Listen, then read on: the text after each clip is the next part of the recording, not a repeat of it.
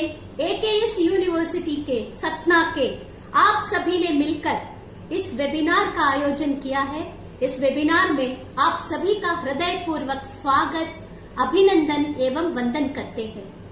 AKS university को अच्छा नाम इतने कम दिनों में दिलवाने वाले इंजीनियर अनंत सोनी जी हर समय मुस्कुराते हुए, किसी भी प्रकार का स्ट्रेस नहीं लेते और लोगों को खुशी देते हैं। ऐसे इंजीनियर अनंत सोनी जी को भी मैं बहुत बहुत बधाई देती हूँ, क्योंकि मैं स्वयं उनको देखी हूँ वो कितना मेहनत करते हैं और अपने इस विश्वविद्यालय की ख्याति को अच्छा पहुंचाने के लिए, ऊंचाइयों तक ले जाने के लिए।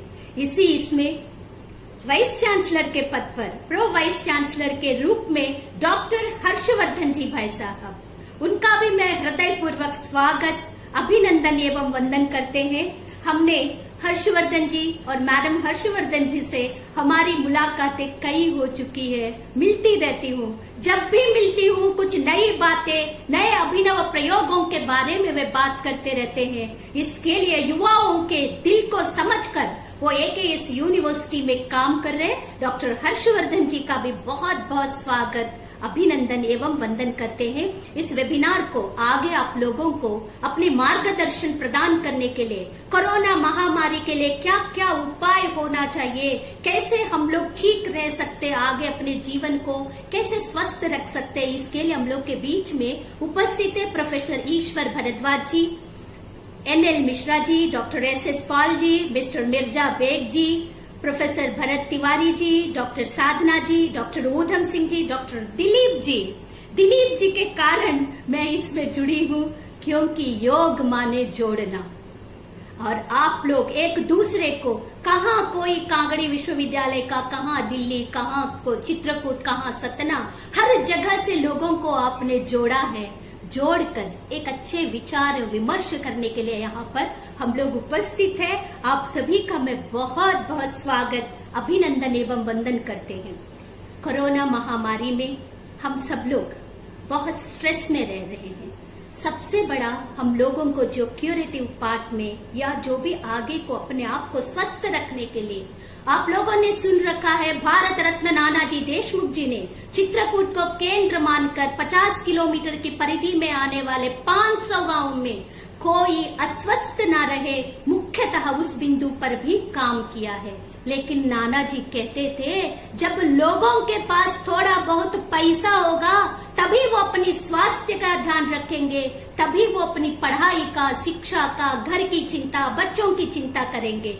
इसीलिए कोरोना का हमें ऐसा लगता है अपने आगे एक चीज है जिसको ठीक करने की जरूरत है। बाकी तो हम सब लोग, आयुष मंत्रालय ने जो काढ़ा बताया वो हम लोग प्रयोग कर रहे हैं। घर में हल्दी का प्रयोग कर रहे हैं, दालचीनी का प्रयोग कर रहे हैं, लौंग का प्रयोग कर रहे हैं, धूप लगा रहे हैं, कई कई जगह पर हवन यज्ञ भी हम लोग कर रहे हैं अपने आप को स्वस्थ रखने के लिए। लेकिन मान्यवर नाना जी जैसे दूरदृष्टि, अपने भारत देश में ऋषि मुनियों की परंपरा भी रही है। योग को अंतर्राष्ट्रीय स्तर पर मान्यता प्रदान करके अपने भारत के माननीय प्रधानमंत्री जी नरेंद्र भाई मोदी जी ने कल 21 जून को विश्व स्तर पर योग दिवस अपने अपने घर में रहकर हम लोग ने मनाया। उसी तारतम्य में राष्ट्र ऋषि भारत रत्न नानाजी देशमुख जी ने भी कहा, भाई हर घर घर में तुलसी होना चाहिए, गिलोय होना चाहिए। आज हमें याद आता है विजनरीज कैसे होते हैं। उस समय पर हम लोगों ने गांव गांव में, घर घर में तुलसी का रोपण करवाए थे और गिलोय का रोपण करवाए थे। आप सोचिए, आज लोग कह रहे तुलसी का काढ़ा पीना है, वो रोग प्रतिरोधक शक्ति को प्रदान करता है, तो हम लोग अभी तुलसी को खोज रहे हैं। कई शहरों में लोगों के घर में तुलसी नहीं है। तो एक क्यूरेटिव पार्ट तो यही है कि हम लोग अपने आप को, अपने घर में माता तुलसी का रोज दर्शन करें, उनका रोज तीर्थ हम लोग पिए। तुलसी माता को सुषमा स्वराज जी कहती थी, तुलसी माता है, उसको चबाना नहीं चाहिए, उसको सिर्फ पानी में तीर्थ के रूप में लेना चाहिए। और साइंटिफिकली यदि विश्वविद्यालय के स्तर से यदि हम लोग को बात करना है तो तुलसी के अंदर पारा होता है, मर्क्यूरी होती है, वो दांतों को खराब करता है। इसीलिए तुलसी और गिलोय का हम लोग उसी समय पर करे थे। दूसरी सबसे बड़ी हम लोगों को कोरोना का जो बात है उसमें आप देख सकते हैं कितने ऐसे मजदूर हैं जो शहरों में पलायन करके चले गए थे, वो लौट के गांव आ गए। तो हम सब लोगों के सामने एक बड़ा चैलेंज है। यदि उनको रोजगार नहीं मिला, स्वरोजगार नहीं मिला, तो वो बीमार और होते जाएंगे और कोरोना भी उनको परेशान कर सकता है और भूखे पेट भजन न होए गोपाला जैसा हो जाएगा। तो हम लोगों के लिए एक सबसे बड़ा जो मतलब समस्या भी है और जो क्योर करने की जरूरत है, जिसको हम लोग को पकड़ने की जरूरत है। आसपास में जो भी मजदूर लौट कर आए हैं, विश्वविद्यालय के माध्यम से हम लोग को उनको आइडेंटिफाई करके किसी न किसी दानदाताओं से, सरकारी योजनाओं से, फोन लगा रही, सरकारी योजनाओं से हम लोग जो है उन लोगों को रोजगार दिलवाएंगे, तभी वो लोग स्वस्थ रह सकते हैं। और कोरोना की जो बैड इफेक्ट जो अपने समाज पे आया वो है जो माइग्रेट किया हुआ लोग सब गांव में लौट गए और गांव में रहते हुए उन लोगों को पता नहीं कैसे जीवन यापन करना। तो हम लोग कोरोना से तो बच जाएंगे, लेकिन जो बेरोजगार नव युवक युवतियों की दुर्दशा क्या होगी उन परिवारों का, ये हम लोगों को सोचना है। तीसरा जो क्यूरेटिव का हमें ऐसा लगता है कि कोरोना शारीरिक रूप से तो तोड़ रही है लोगों को और हम सब लोगों से दूर कर रही है लोगों को, लेकिन एक है इस बीच में हम लोग सबसे ज्यादा ऑनलाइन एजुकेशन, वेबिनार्स ये सब कर रहे हैं। उसी बीच में आर्टिफिशियल इंटेलिजेंस की बात आती है, ये भी हम लोगों को ठीक करने की जरूरत है, क्योंकि इसके कारण भी दुष्प्रभाव बहुत होगा आगे, क्योंकि उसके पास तो विवेक नहीं ना। आर्टिफिशियल इंटेलिजेंस का अर्थ है वो जो अपन ने बोला वो कूली जैसा या एक आदेश मानने वाले जैसा काम करता है, उसके पास बुद्धि नहीं होता, विवेक नहीं होता।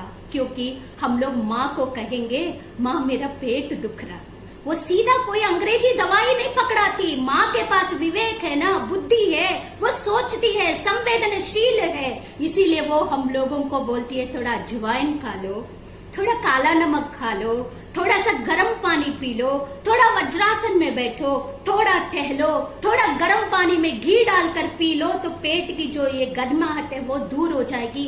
ऐसा विभिन्न प्रकार की घरेलू उपचार बताती है, क्योंकि वो विवेकशील है। आर्टिफिशियल इंटेलिजेंस की जितनी भी बात हम लोग अभी कोरोना के टाइम पे देख रहे हैं, ये नुकसान हो सकता है।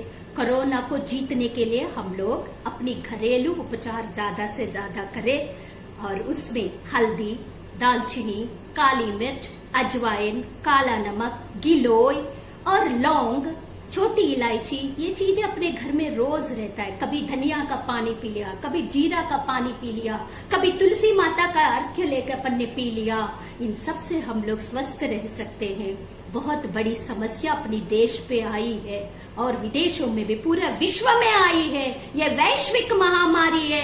वैश्विक महामारी को छोटे छोटे स्तर पे जब हम लोग मिलकर करेंगे तभी हम लोग कोरोना को भगा सकते हैं।